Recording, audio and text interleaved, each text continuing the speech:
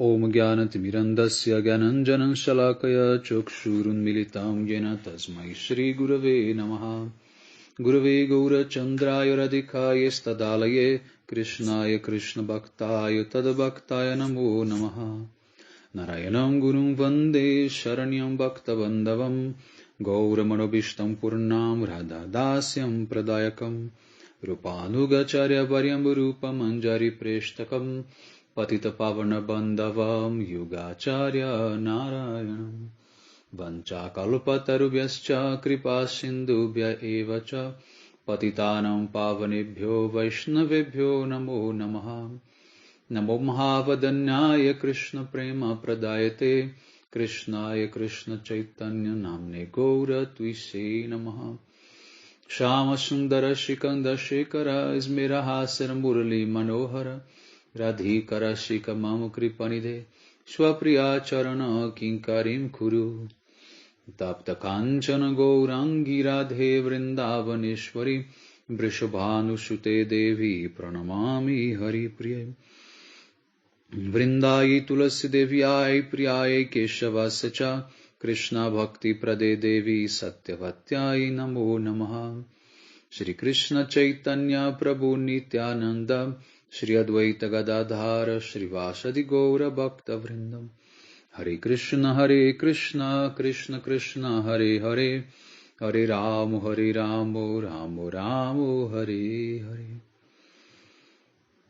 Então, primeiramente, eu gostaria de dar início oferecendo as minhas mais humildes e respeitosas reverências à poeira dos pés de lótus de Paramradhatama Shri Guru Pada Padma Nitya Lila Pravishta Om Vishnu Pada Paramahamsa Paribhraja Kacharya Ashtottara Sata Shrimad Srila Bhaktivedanta Narayana Goswami Maharaj Srila Gurudev e também a todo o Shirupano Gauriya Guru Varga, todos os Tridantis Sannyasis, Brahmacharis, Vaishnavas, Vaishnavis e a todos aqui hoje reunidos as minhas mais respeitosas reverências.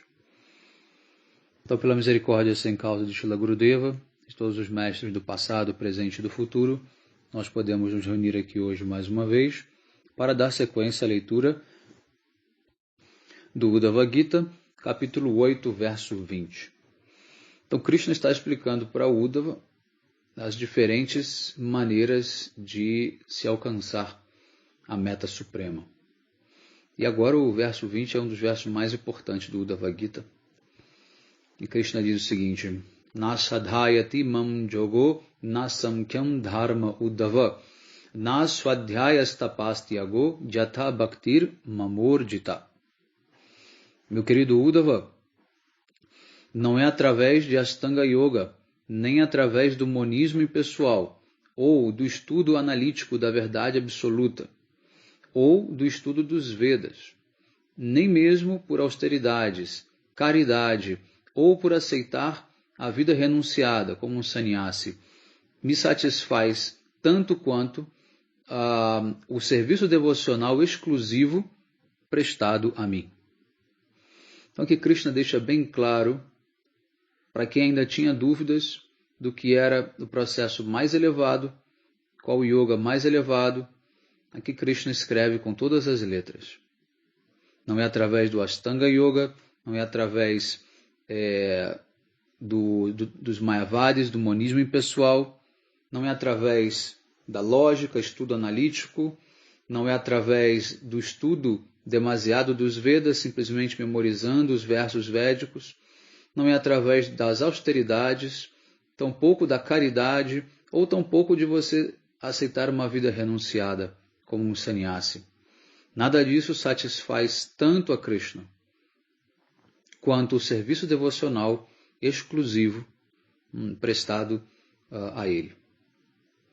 Então, aqui nós temos uma mensagem muito clara. Aqueles que desejam alcançar Krishna precisam seguir o processo que Krishna está nos ensinando. Existem muitas pessoas que tentam seguir aquilo que eles acham que é o correto. E acabam deixando de ouvir a principal fonte de informação, que é o próprio Deus que eles querem servir, né, ou agradar. Então, se Krishna já está dizendo que é através de Bhakti Yoga, então não adianta você querer tentar outra coisa, porque porque você não vai conseguir controlá-lo através desse amor, né, ou desse processo. Você não vai atraí-lo para você. Correto? Então, verso 21.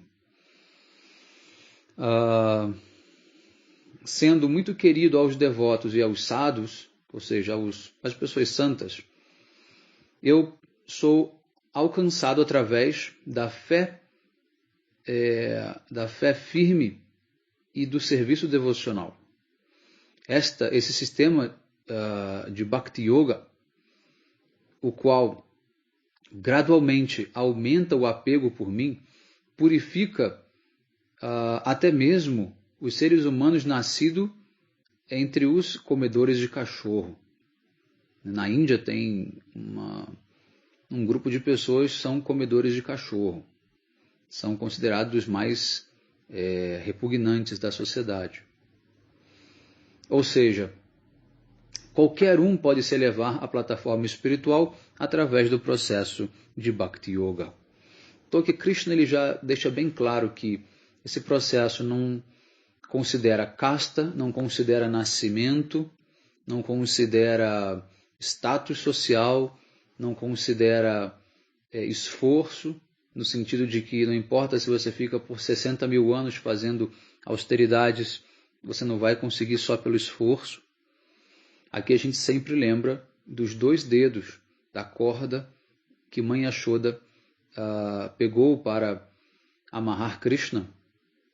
Os 2 dedos mais curtos que faltavam para ela conseguir amarrar Krishna. Embora ela tivesse colocado mais e mais corda, sempre faltavam 2 dedos. E essa medida de 2 dedos significa o quê? Um dedo é o esforço do praticante, o outro dedo é a misericórdia de Krishna. Então não é só através do esforço, tampouco será apenas através da misericórdia. Ambos devem ser combinados para que o processo possa ser concluído da melhor maneira possível. Então, Bhakti Yoga é o processo mais elevado. No Bhagavad Gita, Krishna já tinha deixado isso muito claro, mas ainda assim tem pessoas que insistem em dizer que não. Só que aqui tem uma diferença.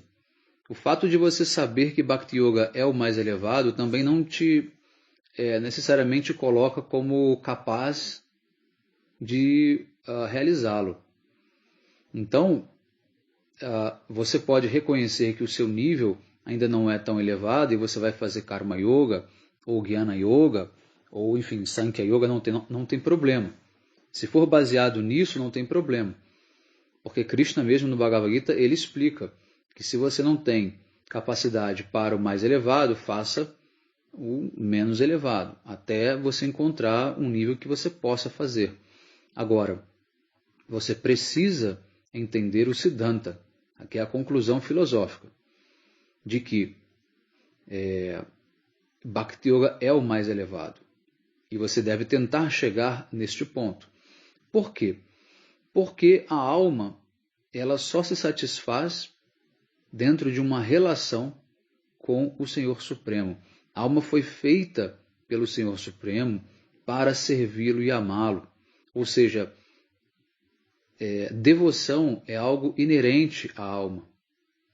Portanto, nós dizemos, as Escrituras Sagradas dizem que aqueles que desejam fundir-se no aspecto impessoal de Deus, no Brahman, essa pessoa conseguirá isso por tempo limitado.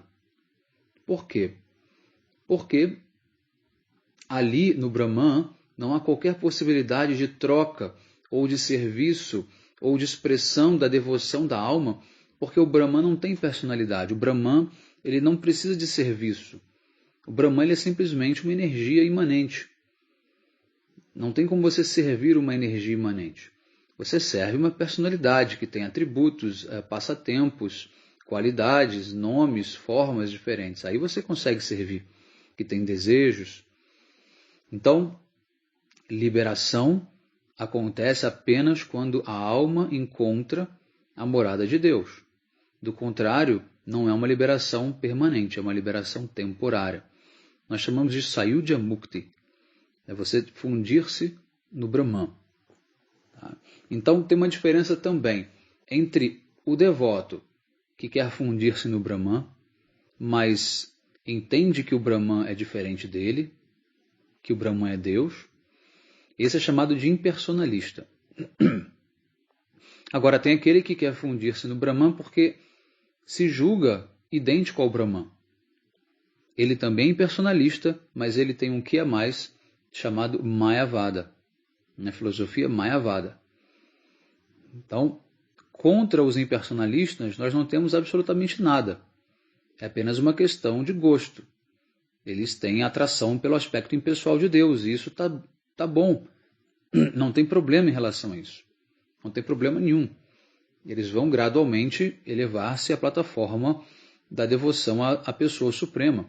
Eu já fui impersonalista, e muito, né, na minha adolescência, juventude, nem por isso me impediu de chegar até aqui adorando a suprema personalidade de Deus. Então, nós não condenamos os impersonalistas, nós condenamos os Mayavadis, que além de serem impersonalistas, acreditam que eles são idênticos a Deus. Tá certo? Bom, dito isso, vamos então para o texto 22.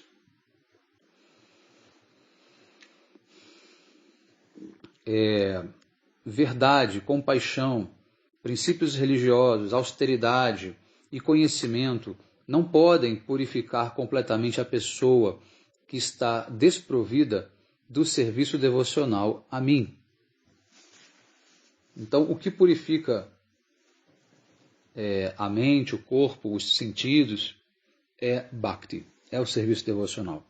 Quando você utiliza esses sentidos no serviço a Krishna, aí você consegue, de fato, purificá-los, bem como a sua mente, e limpar o espelho do coração, para que a sua alma possa ver a realidade tal qual ela é, para que ela possa se enxergar nesse espelho. Chetodarpana marjanam bhavamahadavagni nirvarpanam shreya kairava chandrika vitaranam vidhavadu jivanam anandam bodhivardhanam pratipadam purnamrita shvadanam sarvatmasnapanam param vijayate Shri Krishna Sankirtanam. Esse verso Chaitanya Mahaprabhu falou, e ele descreve como nós devemos limpar o espelho do coração, Chetodarpana marjanam.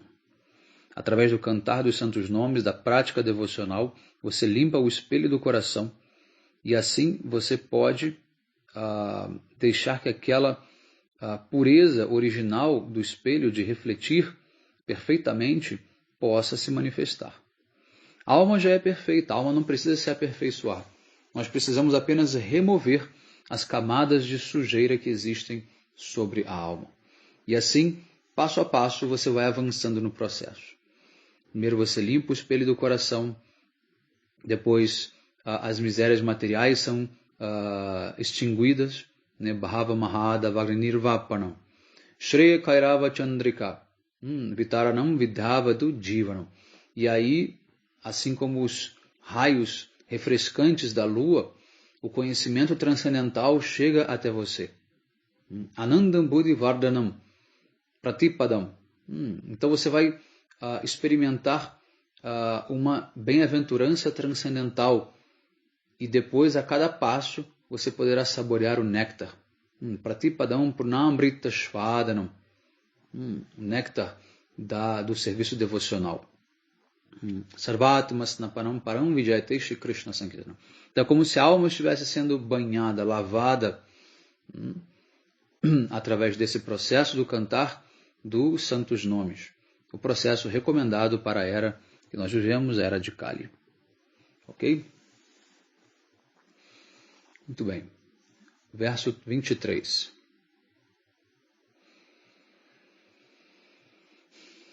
Sem a manifestação dos sintomas estáticos do serviço devocional, como, por exemplo, os pelos do corpo levantando, né? Como o coração pode derreter?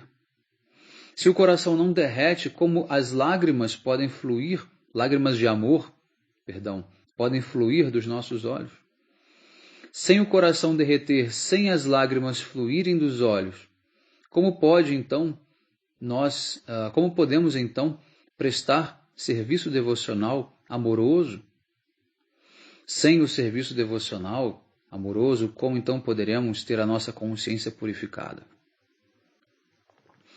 Então, todo o processo, ele se resume em derreter o coração. O que significa isso? Significa fazer o coração macio.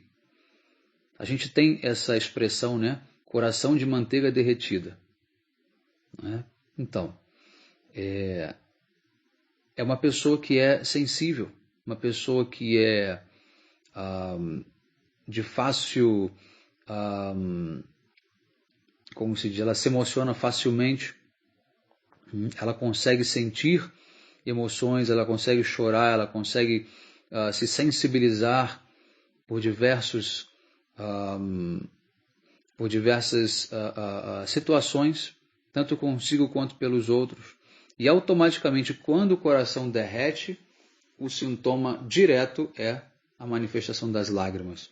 As lágrimas são como o derretimento literal, né, do nosso coração. Se nosso coração for uma pedra de gelo, não tem como sair água dali.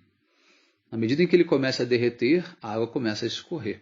E essa água, ela se manifesta na forma de lágrimas. E essas lágrimas, quando são lágrimas de amor por Deus, elas representam um sintoma estático, um sintoma de êxtase. Não é qualquer lágrima. Não é uma pessoa que senta diante da TV, vê uma novela e começa a chorar. Não é isso que eu estou falando. Tá? Não é um sentimentalismo mundano. Eu falo aqui dos sentimentos espirituais. De você sentir, por exemplo, saudade de Radha e Krishna, você sentir a falta deles, você sentir a falta dos mestres, você chorar de saudade, ou você chorar ouvindo um passatempo, tocado por aquela emoção daquele passatempo, seja alegria ou seja dor, ou você simplesmente chorar porque o amor inundou o seu coração e você não consegue conter, aquilo transborda de você. Tá? Então, essas lágrimas são lágrimas genuínas, lágrimas devocionais. Lembrando sempre que a escola da Gaudiya, a escola de Bhakti Yoga, é a escola do choro. Se você não está chorando, se o seu coração não está derretendo, então é porque não está havendo avanço. E você precisa ou revisar, né, rever aquilo que você está fazendo, rever o seu comportamento, a sua prática espiritual, ou você deve simplesmente continuar insistindo na prática até que um dia isso possa te purificar e você possa sim manifestar essas lágrimas reais, lágrimas espirituais. Certo? Bom, e essas lágrimas, inclusive, quando elas são muito intensas, tá, elas jorram dos olhos como se fossem jatos. Isso é descrito nos Shastras. Quando Mahaprabhu chorava em êxtase, quando algum outro Goswami, devoto, chorava em êxtase, as lágrimas elas jorram dos olhos. Isso você não vê numa pessoa normal. Né? Numa pessoa normal, as lágrimas simplesmente escorrem. Num sintoma estático, não só as lágrimas elas escorrem, mas em grande quantidade. É como se a roupa inteira ficasse ensopada. Isso é descrito nos Shastras. Tá? E quando não, elas jorram como jatos mesmo, que vão 2, 3 metros de distância. Tá? Enfim, esses são os sintomas estáticos relacionados a isso. Tá? 24. O devoto que está fixo no serviço amoroso a mim, cuja voz às vezes embarga, cujo coração derrete, e às vezes ele chora, e às vezes ele ri, e às vezes ele canta e dança, sem se preocupar com o que os outros pensam. Esta pessoa purifica os 3 mundos. Então, os sintomas de êxtase dos devotos puros, eles purificam o mundo inteiro. não só esse nosso sistema, mas os 3 mundos, né? Superior, inferior e a Terra, né? Que é o meio desses 3 mundos. Tá?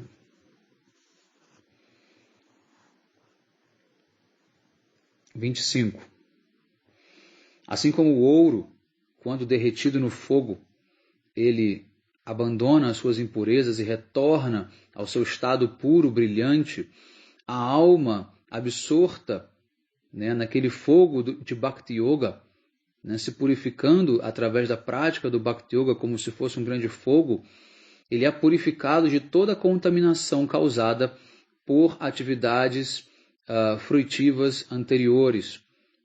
E como resultado, ele se situa na posição constitucional como o meu servo eterno.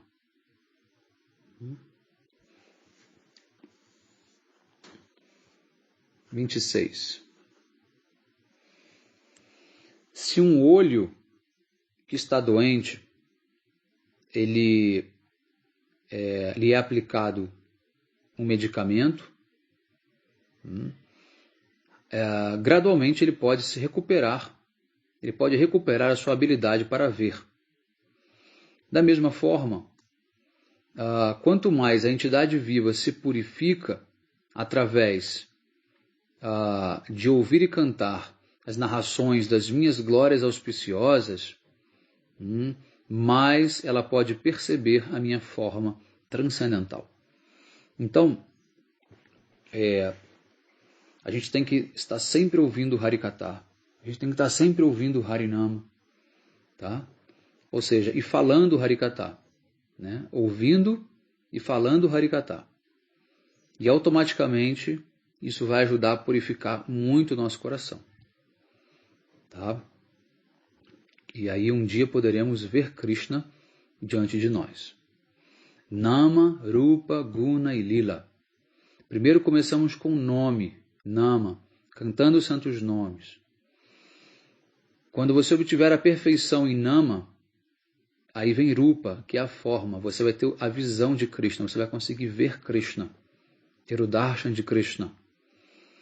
Depois que você tiver o darshan de Krishna, Rupa, você tem acesso automaticamente às qualidades dele.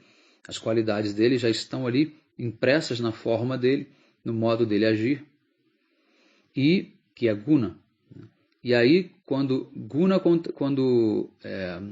isso acontece, aí você pode entrar em Lila, que são os passatempos. Aí você vai ter acesso aos passatempos e vai poder servir Krishna nos passatempos. Então, o processo é esse. Nama, Rupa, Guna, Lila. Ok? Mas não é simples. Ver Krishna não é algo simples. Tá? Muita gente diz, eu vi Krishna. O que você fez? Eu tomei uma bebida sagrada e aí eu vi Krishna na minha frente. Não é por aí. Ou então, eu converso com Krishna todos os dias. Krishna está sempre vindo conversar comigo. Essa pessoa está sofrendo de algum transtorno. Por quê? Tem que ver o nível dessa pessoa. Tem que ver em que condições ela vive. Tá? Você não consegue enganar uma pessoa que está bem informada sobre os sintomas de um devoto avançado. Agora, quem não está bem informado acha que qualquer enganador, né, é uma alma autorrealizada, né, que sonha com Krishna, que fala com Krishna. Mas nada disso é algo tão simples de acontecer. Tá? Essa visão de Krishna, ela acontece em estágios muito avançados. Muito avançados. Estágio de Ashakti para Bhava. Tá? 27. A mente de uma pessoa que medita sobre objetos dos sentidos se torna atrelada ou envolvida com esses objetos. Mas, se você constantemente se lembra de mim, então a sua mente ela fica absorta em mim. Então, a mente ela tem uma tendência a ficar absorta naquilo que ela pensa ou medita. Então você tem que usar a tua inteligência para colocar a tua mente absorta em Krishna. Quando ela estiver absorta e capturada por Krishna, aí ela já não foge mais. Aí já não há mais a necessidade de você lutar contra a sua mente. Automaticamente ela vai estar aonde você quer, porque ela já foi domada. Ela é como se fosse um cavalo selvagem. Tá? E só Bhakti Yoga é capaz de domar essa mente selvagem. 28. Devemos abandonar todos os caminhos, né, que nos levam à elevação material, que não são melhores do que simplesmente criações de um sonho. Mas, ao contrário, devemos nos absorver, devemos absorver a mente em sempre pensar em mim.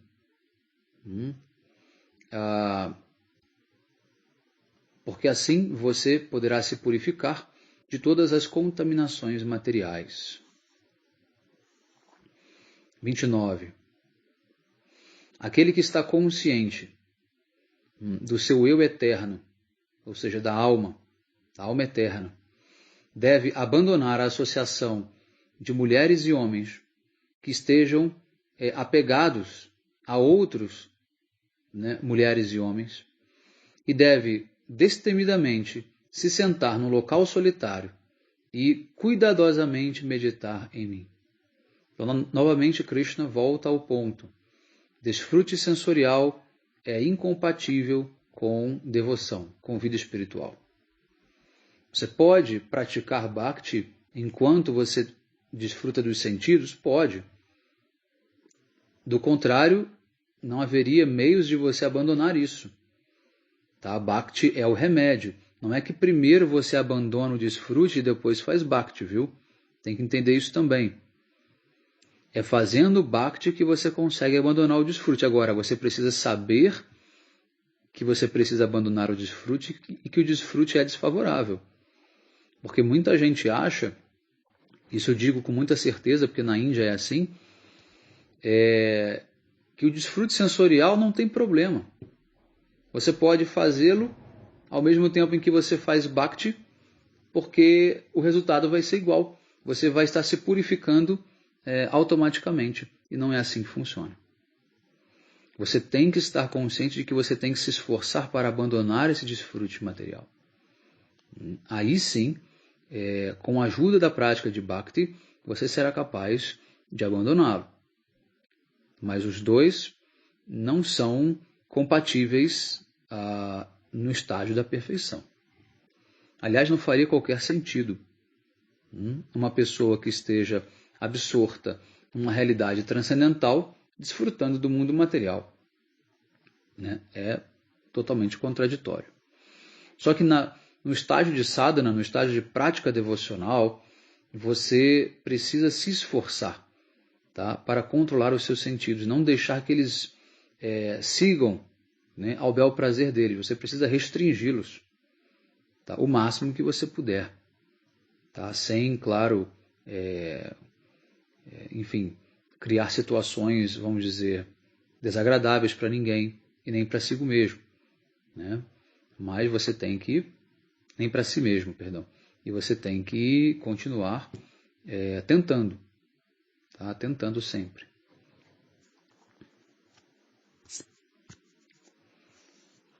Verso 30. Todos os tipos de problemas e limitações, nenhuma delas é maior ou é maior do que o sofrimento e as limitações oriundas da associação íntima com mulheres e com aqueles que estão apegados às mulheres, ou com homens e com aquelas mulheres que estão apegadas a homens. Verso 31. Uddhava disse: Meu querido senhor de olhos de lótus, por favor, descreva para mim como podemos desejar a liberação, né? Meditando sobre você. Sobre que forma sua nós devemos meditar e qual deve ser a natureza dessa meditação.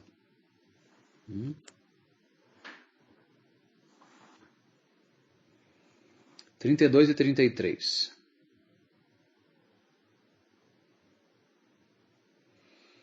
A Suprema Personalidade de Deus então disse: enquanto estiver sentado numa cadeira mais elevada, num assento mais elevado, né, que não é muito alto nem muito baixo, mantendo o seu corpo ereto, a sua coluna reta, mas ainda assim confortável, colocando as mãos sobre o colo, focando os olhos na ponta do seu nariz, ele então deve purificar todos os caminhos da respiração, através da prática mecânica de exercícios como Puraka, Kumbhaka e Rechaka. E assim, ele deve então refazer, né, repetir esse processo. Tendo então controlado os seus sentidos, ele deve então praticar o pranayama. Então, aqui Krishna deu instruções de como fazer pranayama, como concentrar a sua mente para meditar no Senhor Supremo. Verso 34. Então ele deve elevar o seu ar vital até o coração, onde a sílaba sagrada Om pode ser ouvida como se fosse o som de um sino. Então ele deve continuar elevando esta sílaba sagrada até ela se encontrar com a vibração Anushwara. Aqui Anushwara se refere a uma vibração nasal, tá? Pronunciada através de 15 vogais sânscritas. Tá? Mas aqui ele diz, olha, aqui no comentário, Srila Prabhupada diz: a explanação completa desse processo é extremamente complicada e, obviamente, não é adequada para a era que nós vivemos. Então, mesmo que Krishna tenha dito isso, não significa que ele espere que nós, devotos, façamos isso. Tá? Tanto é que nossos mestres não fazem, ninguém faz. E assim, o Omkara, ele se unificando, né? Então a pessoa deve, com muito cuidado, praticar o pranayama, né? 10 vezes cada, durante o nascer do sol, o meio-dia e o pôr do sol. Ao fazer isso, após um mês, ele terá conquistado ou controlado os seus ares vitais, os seus pranas. Mas é claro que não é qualquer pessoa que, se fizer isso em um mês, consegue. Aqui já tem vários pré-requisitos que ficam meio que nas entrelinhas. Versos 36 a 42.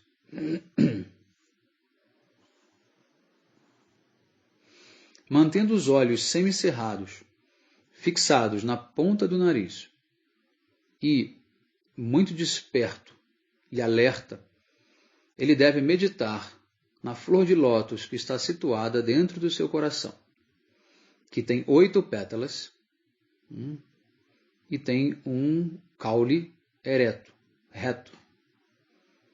Ele deve meditar no sol, na lua, no fogo, colocando um após o outro dentro do pericárpio dessa flor de lótus, ou seja, no miolo dessa flor de lótus. E assim, colocando a minha forma transcendental dentro do fogo, ele deve meditar sobre isso, como sendo a meta auspiciosa de toda a meditação. Essa forma transcendental, ela é perfeitamente proporcionada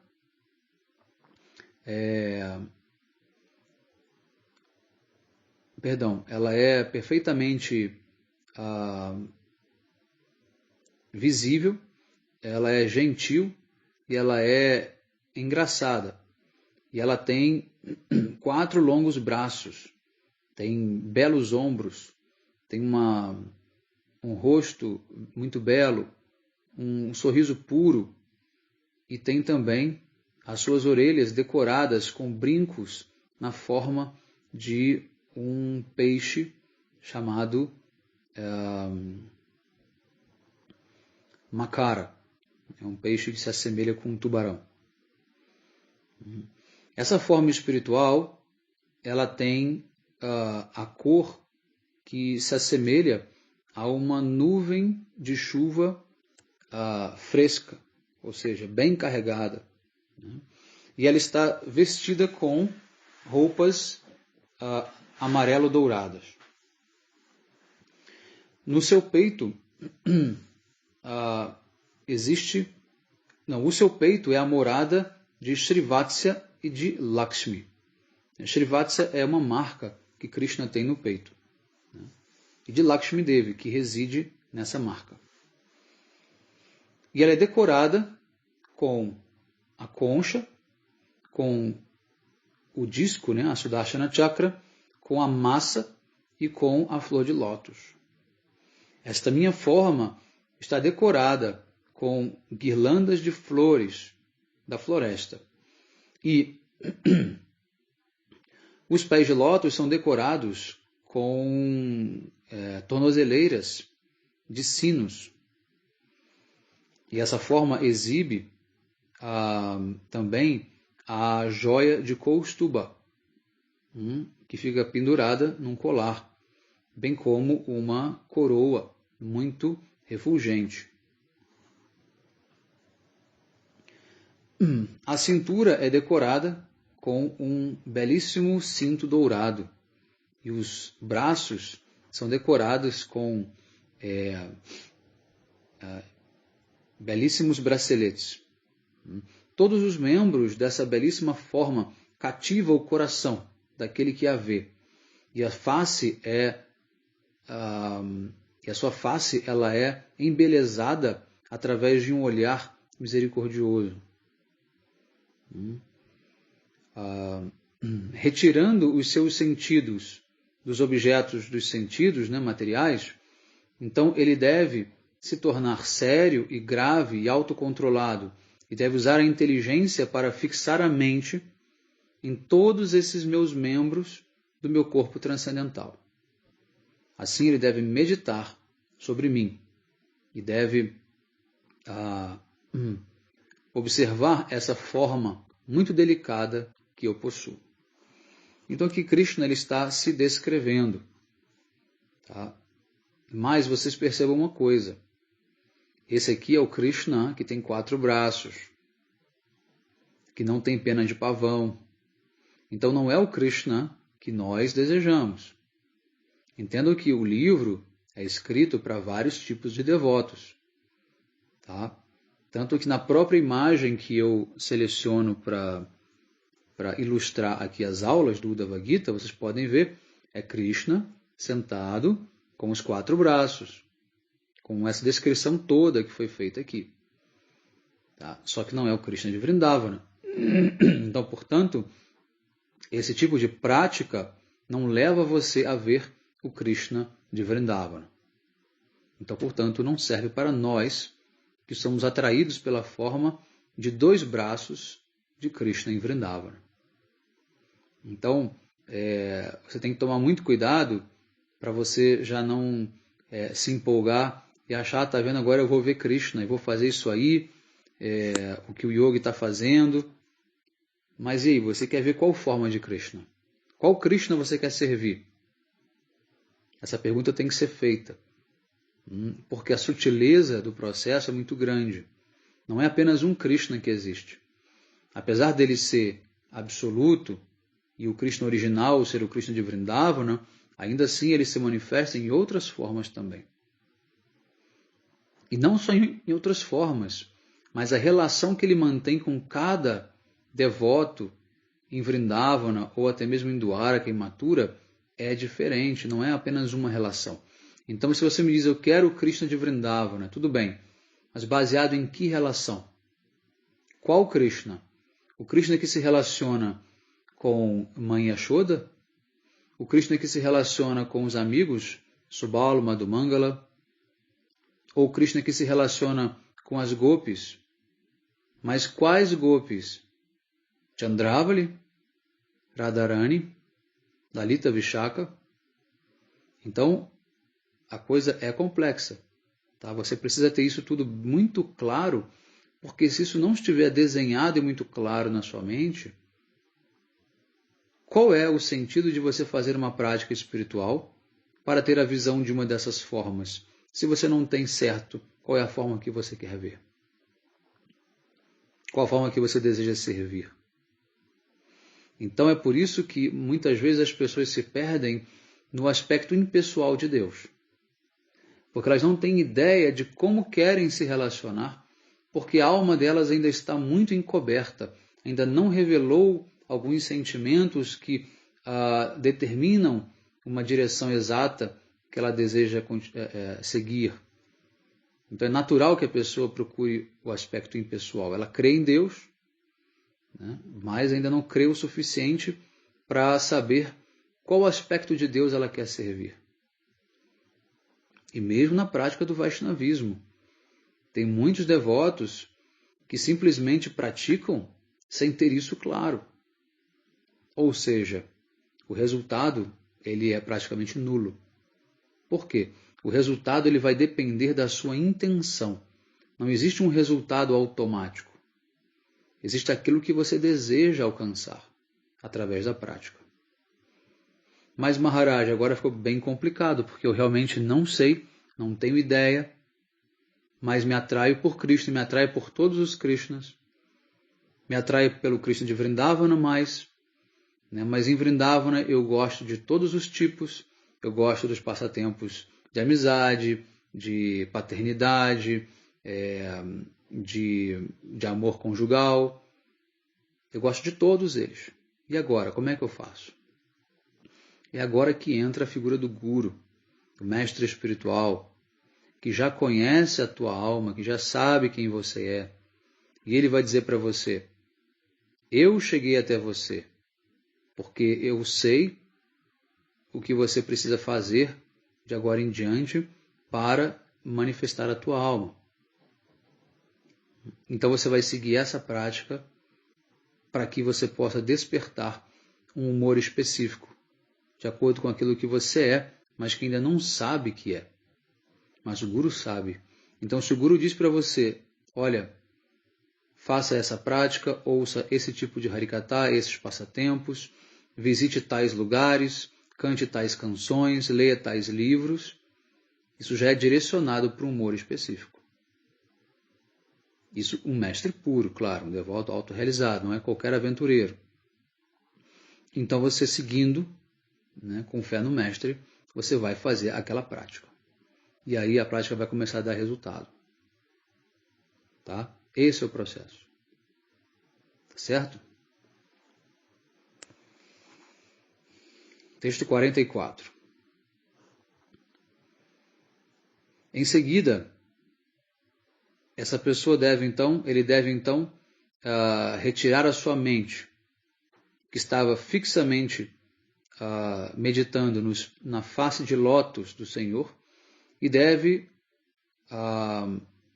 direcioná-la para o céu, que é a causa da manifestação cósmica grosseira. Finalmente, ele então deve desfrutar dessa meditação muito bem e ficar fixo em mim, e assim abandonar o processo de meditação completamente. Ou seja, aqui Uddhava pergunta para Krishna sobre meditação. Então Krishna está dando a resposta em cima de meditação. Mas percebam que agora no final, Krishna diz que o processo de meditação, ele é o quê? Ele deve, no final, abandonar a própria meditação. Ele vai se transformar em Bhakti. Então todas as yogas levam a Bhakti, automaticamente. Tá? Elas têm como finalidade levar a Bhakti. Porque se você chega até o Senhor Supremo, é natural que você deseje servi-lo. 45. Aquele que fixou a sua mente em mim deve me ver dentro de si mesmo e deve ver a alma individual dentro de mim, que eu sou a suprema personalidade de Deus. Ele deve ver como ele está situado dentro de mim, assim como os raios do sol podem ser vistos unidos com o próprio sol. Então não tem diferença entre o raio de sol e o próprio sol, em qualidade, mas sim em quantidade. 46. Quando o yogi, com muito cuidado, controla sua mente pela absorção completa na meditação, a sua falsa identificação com os objetos materiais, com o conhecimento mundano e com atividades fruitivas é logo removido. Aqui no comentário, então, Srila Vishwanath Chakravarti Thakur, ele diz o que eu acabei de dizer novamente. Ele fala Hatha Yoga, Karma Yoga, Vichara Yoga, Raja Yoga, são aspectos parciais de Bhakti Yoga. O yogi, que não é um devoto, ele se ocupa no cultivo do conhecimento, mas isso é apenas parcial. A meditação, que é executada através do serviço devocional puro, e cujos pensamentos estão absortos na forma transcendental do Senhor Supremo, nos seus nomes, qualidades, associados, etc., e passatempos, são o processo completo. A constante meditação é o resultado da absorção da glorificação do Senhor, que é um dos 9 processos do serviço devocional, conhecido como Kirtan. Ou seja, você falar sobre o Senhor, falar o nome dele. Quando alguém é ignorante a respeito da sua identidade espiritual, como um servo eterno do Senhor Supremo, ele pode se atrair por essa prática de Hatha Yoga, por exemplo. E tal prática irá permitir que ele, aos poucos, venha a realizar a sua identidade espiritual. Mas ele deverá fazer isso enquanto estiver pisando sobre a pedra da meta suprema, que é o serviço devocional. E aqui ele explica uma série de coisas a respeito também das outras yogas, aqueles que se interessam por Jnana Yoga, Kriya Yoga, etc., etc. Também, aos poucos, irão se elevar e chegar na plataforma de Bhakti Yoga. Então aqui termina o capítulo 8. Nós vamos encerrar e começaremos na próxima aula o capítulo 9, que é a descrição de Krishna sobre o yoga místico e suas perfeições. Ok? Um bom dia a todos. Hare Krishna. Vanchakalpatarvyasya kripa sindubhya evacha patitanam pavanebhyo vaishnavebhyo namo namaha.